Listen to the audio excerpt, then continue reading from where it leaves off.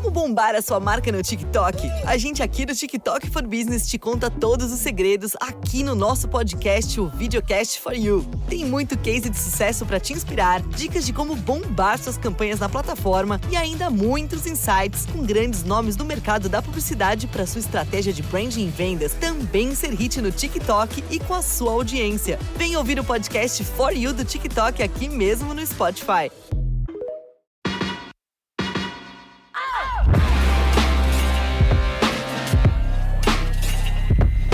Hello and welcome to The Price of Music, the show that looks at the money behind the music industry with me, Steve Lamack, and Music Ally's Head of Insight, Stuart Dredge. How's things, Stuart? What have you been up to this week since we last spoke? Do you know, I've been breaking my computer and then getting it fixed by a very polite Apple Store man, right? Who listened to my story of how it kind of went a little bit wrong. And then I tried to fix it myself and completely destroyed it. And he was manfully kind of like, yes, you're not an idiot. We can fix that for you. Also, I don't imagine you were the first person that week to say, I tried fixing it myself and made things worse. I was like, if I erase and reset everything, how could that go wrong? And it did. Yeah. How about you? What have you been doing this week? Well, I was back in Sheffield on Saturday, city of our live podcast debut earlier in the year, of course, but this time for this year's Float Along Festival, which is one of those one-day festivals, multi-venue one-day festivals, and it was very good. Saw some good things, met some nice people, met a few people who listened to this podcast as it goes, which was very heartening. And for all of you, we've got a couple of episodes again this week, more listeners' questions in the next one, but today it's the news. We have the latest on a plan to buy up grassroots venues in an attempt to keep them alive. Also, a deal between Billie Eilish and Google Maps. But we'll start with, what should we start with first, Stu? Which one of these recent regulars do you want to begin with? TikTok or Oasis? I'm easy. Yeah. Okay, let's do Oasis, I think, because that's fresh in the mind. Okay, Oasis have announced that they will not be employing the practice of dynamic ticket pricing for their North American tour. This came at the start of the week. And obviously you can speculate why, but I guess both the band and the promoters, and not to mention the ticket agents, simply didn't want any more bad press around dynamic pricing. That's probably behind this. I think so. I mean, in a way, can we start with the quote from the band in the original announcement? Because it's brilliant. So, they've announced, obviously, a bunch of North American dates. And the quote is, America, full stop. Oasis is coming, full stop. You have one last chance to prove that you loved us all along. And I'm like, and you probably remember this, surely. I'm fairly sure that Oasis not cracking America entirely in the past was not just American fans' fault. There was some fights and tantrums and walkouts, and so I looked at that and thought that's a little bit bold. I feel like American fans should be saying, "Oasis, you have one last chance to prove that you love us all along." Yeah, absolutely. But but alongside this announcement, there was a statement from the management, and it said, "Yeah, we're not going to use dynamic pricing." Which recap is that thing where the price can change if tickets are in demand, so you can get to the checkout and there's suddenly lots more than you expected them to be when you started queuing. Mm-hmm. And this statement was interesting because it said dynamic pricing can be helpful to combat ticket touting, which is what Live Nation and Ticketmaster have always said. Yeah. But they said that when there's unprecedented demand, combined with technology that cannot cope with that demand, it becomes less effective and can lead to an unacceptable experience for fans. So it was quite spiky criticism saying basically Ticketmaster's technology couldn't deal with demand and that's why it all went wrong. And so we're not using it anymore. Yeah, I sort of understand that to a point, but then again, I think when promoters are budgeting for these gigs, dynamic pricing, if you're using dynamic pricing, that becomes part of the equation of how much money you are likely to raise. So the announcement that they're not using it in North America, well, two things really. I mean, one, sort of makes the fact that they employed dynamic pricing for their UK shows even more galling, I guess, now for British fans, doesn't it? Yeah. But then I wonder now, thinking about that, and as I say, the pricing structure, how will this affect the price of tickets across the board in North America? Because obviously the promoters will have agreed a deal with the band and management to guarantee them a certain fee. So, and they obviously still need to raise X amount of money for the bands. But if you take out some of these premium price tickets, what do you do? Because your ticket income will surely go down. So, I mean, you could, I suppose the promoters could take a smaller cut of the profit, or they could renegotiate their deal with the band saying, well, if you don't want dynamic tickets, then we can't pay you as much, or we're not going to pay you as much. Or instead of having a number of tickets coming at this premium price, the alternative is you just have to put up the cost of all the tickets so that you still come to the same total. So your standard ticket price becomes more expensive. And I don't really know, because as much as I've tried to really understand how ticket pricing works, every time I get an answer to one question, something else comes along and complicates it. But if nothing else, this all shows what a public backlash achieves, doesn't it? I mean, the outcry was obviously loud enough that even major companies, not to mention obviously the band and the management are involved in this, but even a major company has to look at how it does its business. I think so. And that's the thing, I think, from now on, isn't it? That I think every big stadium tour that gets announced, I think people will ask, are they using dynamic pricing? It's going to become one of those issues that gets talked about. And so I do wonder if this is going to have a chilling effect on other artists who they'll say, actually, maybe we won't use it. Which, to be fair to Ticketmaster, that's what they've always said, isn't it? It's an option. You don't have to use it. You can use it if you want to. It's not something that they enforce on artists. So I'm kind of interested to see what Ticketmaster does next, because in a way, this was one of their big ideas. We think this can tackle touting. And so I wonder if they're going to come out and say, right, there have been these problems. Here is how we're going to work on the technology and the model to make it work better and be fairer. I can't imagine them scrapping it altogether unless no one uses it from now on. But they haven't really talked publicly about what they plan to do and how they address those concerns that Oasis management said about how the technology couldn't cope with demand. I feel like maybe there's something more to come from them. And because Ticketmaster's parent company, Live is public, I do wonder if next time they have an earnings call, their quarterly financials, maybe some analysts will ask about it and say, well, what about dynamic pricing? You know, Oasis stopped using it here. Does that mean it's... So I think we're going to hear more about it from their point of view. But I was also thinking, I wonder if you're a British Oasis fan who didn't get tickets in the UK, how is it going to be more cost effective to try and fly to the States to see them rather than buy a ticket on Viagogo or one of those secondary marketplaces? Like, I'm trying to add up the cost of a US flight and a hotel versus buying it for however much they're going for now on secondary sites. So maybe if you're a British fan, this is another way to get to see them, fly to Chicago or wherever they're playing. There is a great irony here as well, though, isn't there? That they use dynamic pricing in the UK, which is a country where we're not entirely used to the concept of dynamic pricing when it comes to gig tickets. And yet they're now going to not use it. They're not employing dynamic pricing in America, which is a country which is far more used to the concept of dynamic pricing, where it seems to be more commonplace. It's a really strange irony.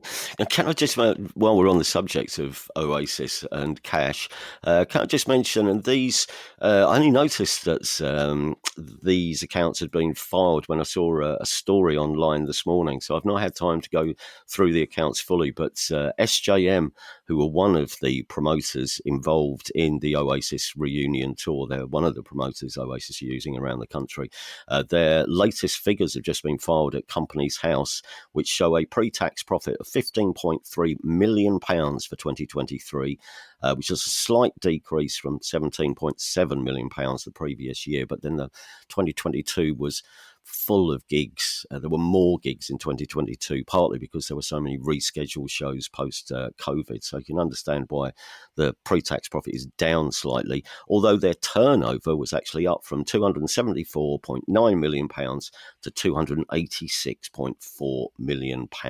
And they promoted in 2023 1,845 gigs. It's a big business, isn't it? Yeah. There you go. Oasis leads us to, here's another old favourite, TikTok. But this is a new stat, a quarter of independent musicians apparently upload directly to TikTok without using a label or a distributor. Where's this come from and why is this important? Yeah, so this has come from a company called Media Research, who are a company here in the UK, like a consultancy in the music industry. And they make predictions and spot trends, and they know their onions in terms of what's going on. And they've been talking for a while now about this idea. The phrase they use is artist direct. So it's independent artists who release without a label. But traditionally, that's been artists who kind of go through distributors like TuneCore or DistroKid or CD Baby. But they put this thing out last week saying, actually, now a lot of artists are even skipping that step, not bothering a distributor. And yeah, a quarter of them are uploading directly to, and it's user-generated content platforms. It's a phrase. So that's TikTok, but it's also YouTube, SoundCloud, anywhere where as an artist you can upload your tracks without needing anyone else in between you and them. And quite a few of them, that Midia said, only upload to those. They're not even bothering uploading to Spotify or Apple Music or trying to get their thing on streaming services. They're going straight to these other ones where they have direct access, which was interesting to me because it suggested, or they suggested, that there's this new generation of artists emerging who they've kind of given up on the idea of making loads of money from streaming services. But what they want is to have their music available on platforms where they have a direct relationship with fans. And they feel that they're getting that from like TikTok and YouTube and SoundCloud, places they can build their communities. So in a way, it's this idea of maybe the next wave of artists, they're not going to be cross at the likes of Spotify over royalties. But what they do want is access to their fans and to be able to build stronger communities with them. And that's what they feel they can't do over there. So it's kind of interesting. It's like this idea. I mean, it boggles me a little bit that you would put your music on TikTok, have a hit there, go viral, and then you wouldn't have it available on streaming services to kind of make money from those. But seemingly that's the thing. People are going, no, I'm just going to put it out on TikTok, see what happens, and go from there. And what does this mean for the distributors as well? Because they're the facilitators in a way, aren't they? So people are just saying, well, I'll try and collect my own royalties from these platforms rather than using someone to basically who's got the key, who opens the door for my thing to go in, for my music to appear. But actually, I'm not going to bother with that. I'm just going to do it. I'm just going to cut out the middleman. How does that? How will that affect them financially? Well, so there's two things here. One is that, interestingly, TikTok has its own distributor called SoundOn, and SoundCloud also has its own distribution. So you can upload directly to those and then use their distributors. So use TikTok and SoundCloud as your distributor to other places. All right. So that kind of, because we could see TikTok and SoundCloud become two of the important distributors now. So that's one thing. The other thing I think is, if you're a distributor, like just saying we can put you on streaming services may not be enough now. And that's been the case for a while now because they all can get you on all the services. So we'll be out, what else can they do? Can they help you with your marketing campaigns? Can they help you with your analytics? So that, I think they're going to have to start pitching to those artists saying, well, actually, you don't need us to get on these services, but maybe we could help you in other ways. And the same for labels. Because in a way, if I'm a label, I might be looking out for these artists, like looking for someone who's gone viral on TikTok, who isn't signed to anyone, because that's when I can go in and say, well, how can we work with you? Do you want to come in and have a chat? So I think it might be it's a new pool of talent who don't need a label or distributor right at the beginning, but maybe later on they will, if they get some traction, if they start going viral more often, if they have good music. So but it is really interesting, this idea of people, I don't know, young artists just don't, but this is the implication, they don't even engage with that debate over I'm not making enough money from streaming. They just stick their stuff out there and figure out how to make it work. And that's going to be really interesting to see where they go and who they end up partnering with, if anyone. So it's the long game, really, rather than immediately when you come out of a studio going, I've got a track. I want this to be available I want this to be the first part in my plan for world domination. They're thinking, actually, why don't I just go out and build a small community and then grow that community? It's much more, it strikes me as it might be it's a more patient approach in some ways. I think so. And like this is not a brand new thing. Like I think even back in the days of Billie Eilish's first tracks came out on SoundCloud. And there's even an argument that maybe the next big thing will be major labels signing artists and then making them look like an artist who's just putting stuff out directly on SoundCloud and TikTok before going, they were Universal Music all along. Yeah. So, like everything, you'll see this kind of trend adopted and taken on. But yeah, I think it is. I think there's a generation of artists who are just going to build their own communities. And I think that's the thing. It is like you say, it's a community. It's not a fan base. It's not I'm building my audience, building my fan base. I think it is going to be communities where the artists are part of it. And that's what these platforms like. I mean, SoundCloud's talked about this quite a lot in the past, about this idea of like your artist, your community are with you. They're not just someone you market at and play at. So there's something happening there where and I think a lot of it also borrows from places like YouTube, places like Twitch, where a lot of gamers do their streaming. These places where you can talk directly to your fans, they can pay you directly, or at least with that platform. And I think maybe we're going to have this generation of musicians who are almost like YouTubers in the way they go about their businesses and do things. Right. But when they get to a certain level, they still will need teams around them. And that team might be a label, might be a distributor, might be people they hire. And you're seeing, like, have you ever heard of Mr. Beast on YouTube? I have not. I like to throw these things in. I've not come across Mr. Beast. No. So he's a YouTuber who does but he's become the biggest star on YouTube. And he now he's like a sort of quite a medium-sized business employing people. But he started, and I think you're going to see musicians looking at that kind of person and saying, well, maybe I can be my own label in the long term. And if I can get to that point, I'll start hiring people to do the stuff that I can't do. But whenever anyone talks about this stuff and artists don't need labels always come back with, but here's like 17 things we can do for you that you don't want to do yourself. And they just refine their pitch and figure out a deal that works. So I don't think this threatens labels, but it is the next wave of them having to adapt, I think, comes from this. The Music Venue Trust, the UK charity which represents grassroots music venues, has announced another acquisition under its Own Our Venue scheme. This one being the first venue they've purchased in Wales. Just to remind you of the concept and why they embarked on this project in the first place. 93% of grassroots music venues are tenants. So they don't own the buildings where they're putting on the gigs.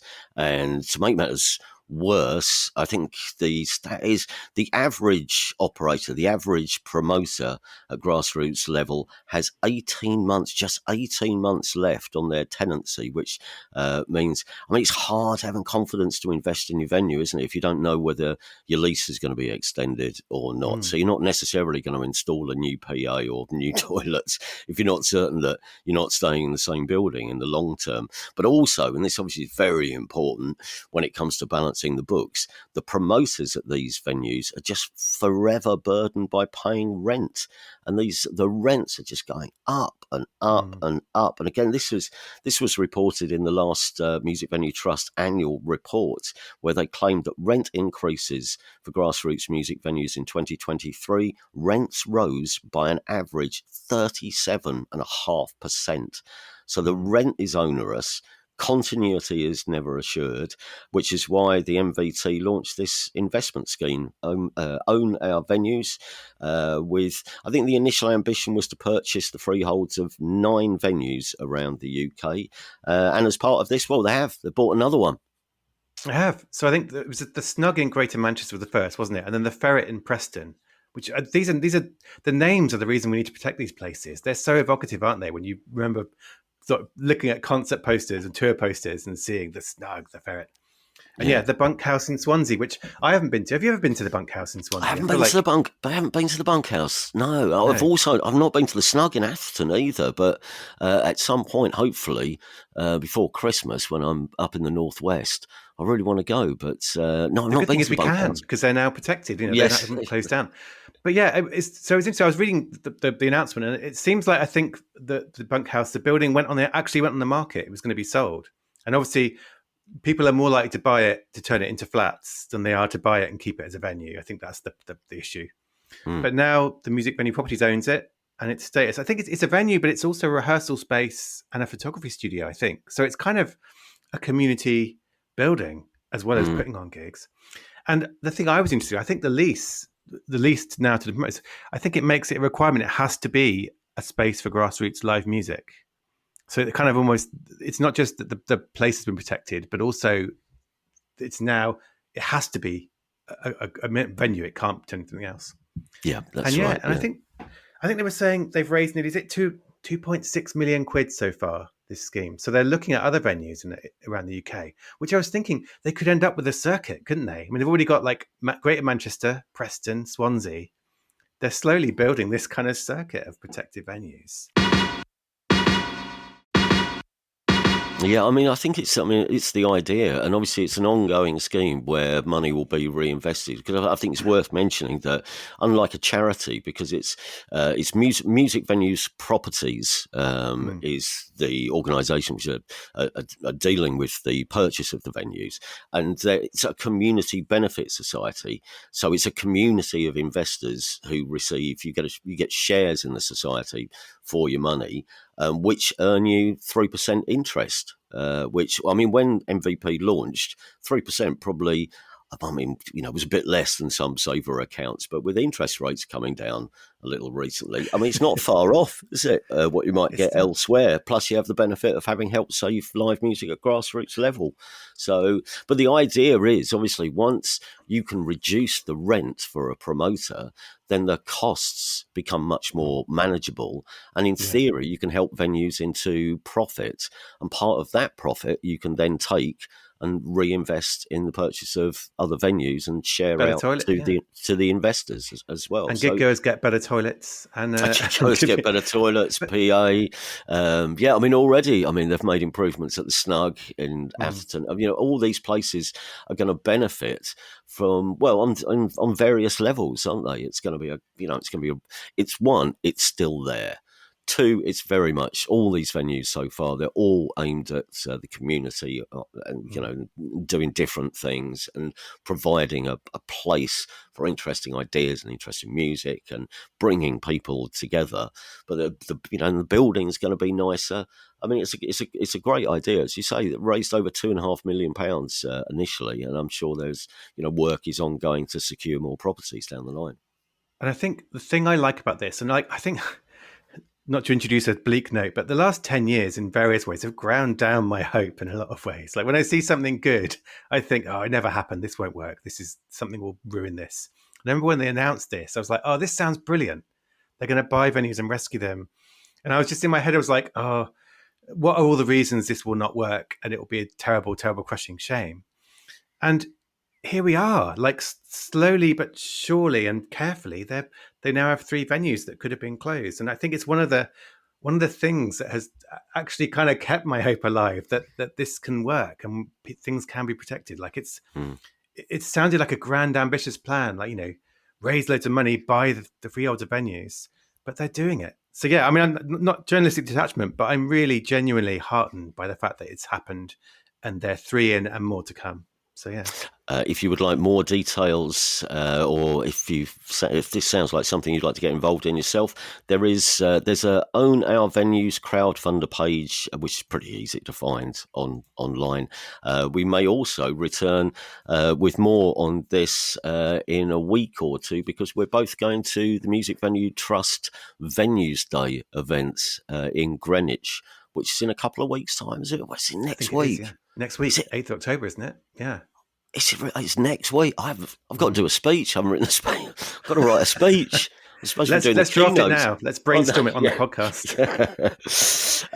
Right, from live venues to the chart-topping singer-songwriter Kesha has launched her own record label, Kesha Records, following the completion of her previous record contract. Tell us about this. Yeah, I think this is a really interesting story. So Kesha is obviously a pop artist. I love the fact that one of her biggest tracks is TikTok back in 2009, 8 years before TikTok the app turned up. So she predicted TikTok. And she had another big hit, Timber, in 2012. She like very big in the early 2010s, but she's still big now. She has like 33 million listeners on Spotify. So she's still... And she had this long legal dispute with her previous label, which included accusations against its founder, the producer, Dr. Luke, which... not just time and space, but also sensitivity I won't go into now. But the upshot was the case was settled last year, which left Kesha free to sign a new deal and go her own way. And I got this press release, which would maybe kind of sort of blink a bit, because it said, Grammy-nominated superstar Kesha goes independent. And the press release came from Warner Music Group's communications department. So a major label, which sounds like a contradiction, but basically Kesha was signed with ADA, I call it ADA. It might be ADA. I don't know. ADA, which is Warner Music's independent distribution firm. So it works with independent artists internally. And so she's got her own label. She's got a new management company, Crush Music. And ADA will distribute the music globally and work with their management on marketing and promotion. But the key thing is she has full creative control and ownership of the work. So she will own the rights to all the music she releases. So it's not just like a vanity label. It's genuinely her own label, and she owns her rights. And the reason I think it's interesting is Warner Music did a similar deal with Megan Thee Stallion earlier this year, where she is signed to them, but she owns her rights. Taylor Swift's deal with Universal Music gives her ownership of her rights. This is like a trend that's growing of artists who are coming out of deals and then going, right, what do I want to do next? I want to own my rights. That's my main thing. I want to have creative control. But if they're at this level, they probably still want to work with a big company that can get their music out there and promote them. And I think it's only going to grow because how many artists out there who are on big major label deals are going to reach the end of those deals? And where previously they would renegotiate, sign a new deal for however many years, however many albums. I think now those negotiations will be, actually, I quite like to have more ownership. I could go and do it myself. So make me an offer to work together. And that plays into when we talk about major labels restructuring or making layoffs or making new investments, like some of their investment is shifting towards these divisions they have that work with independent artists. And I think this is part of it, that I think we're going to see more artists going, I do still need a major label for what I want to do, but I also want more control and more ownership. So that's why I think Kesha is representing that trend, and we'll see more of it. I mean, are there pros and cons? The deal, I don't know. Do you sign a deal like this for a specific amount of time, like you would with a record deal, your old traditional record deal? If you sign for 5 albums or 3 albums, but the record label at some point can say you're not selling enough records, we'll pull the plug. With this, is the power in Kesha's hands? Is it is there a term which this deal will last for? So how much is it like a traditional record deal, and how much is it like, as you pointed to, a more artist-friendly way of doing business with a major label, which seems to be for some people the way forward? I wish I knew, so I haven't seen the contract. But when you work with independent distributors, even within majors, traditionally you would assume that you just album by album, you choose where to carry on working with them. And so my assumption would be that's more the case here, but perhaps the fact they've announced it, maybe there is something deeper. But yeah, I think that's the thing. I think as an artist in that position, you have more leverage to say, well, actually a 5-album deal isn't what I want. I want to do it album by album, or I want to do non-albums. Like some artists are saying, I don't want to just do albums. I want to do EPs and different projects. So I think that's what's happening. I think to be fair to them, major labels have been responding to this trend for a while now. They're all investing in these divisions. They're all kind of figuring out, right, okay, if some of our big artists don't want to be in a traditional label deal, we need to have the thing we can offer them so they don't leave entirely. And maybe we'll get less of the money and maybe we don't own the rights, but it's better to do it this way than to lose them entirely. So I think that's maybe one of the trends going on here, but it is true. I mean, I think the one thing is, and again, I referred to it earlier on, this idea of like artists don't need a label anymore, but all the stuff you need to do, marketing, promotion, distribution, collecting royalties, you do need people to do that for you still. And major labels do still have that skill, along with other companies. So if you can get a deal that suits you more, that's good, but you don't need to leave the family entirely. And that's, I think, the strategy of someone like Kesha is, I'm still within the Warner family, still benefiting from their big company, but I've got more independence within that. Yeah. And Warner still get to have Kesha as part of the sales figures for when the pie chart comes out, and it shows who's got what percentage of the marketplace, which is a big record labels obsessed about quite a lot. Wow, there's a controversy there as well. I think independent music organizations have actually been rumbling about this for a while now, because is Kesha an independent artist now, counted in among the indie sector, or is she still a major label artist? Like, if we're saying, right, music pie, Warner, Universal, Sony, and independents, which side is she on? Because if Warner can go into Spotify and say, we have this market share, but they're including all these artists who are on ADA, then indies sometimes get cross about that and say, actually, you are now underselling the share independent artists take. So that's something that I think as more artists do this, we'll see that debate revive again about what is independent, and who gets to claim the revenues when they're trying to negotiate with streaming services. So yeah, that could be fun.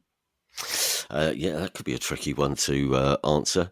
Finally, this week, here's someone who apparently doesn't even know where they are. I presume that's where that this has come from, that Billie Eilish has signed a deal with Google Maps.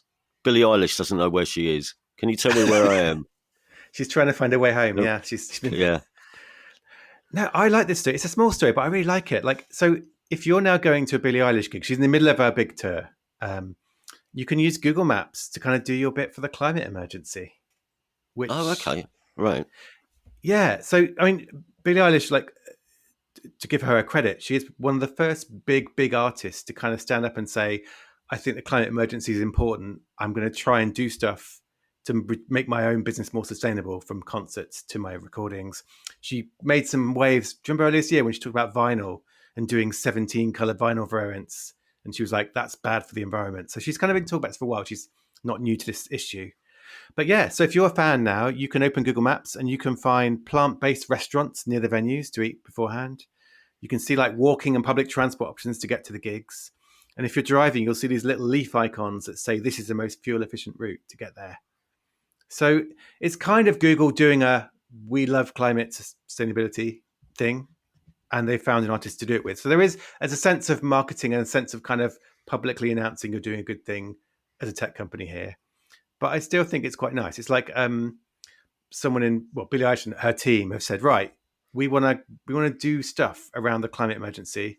We want to help fans be more sustainable. So I liked it. And she's not, I don't know when she's playing here. Is she's played here already, or is the tour coming here later? But I'm quite keen to try it out. Even though I'm not going to the gigs, I want to go and try it out and follow the routes.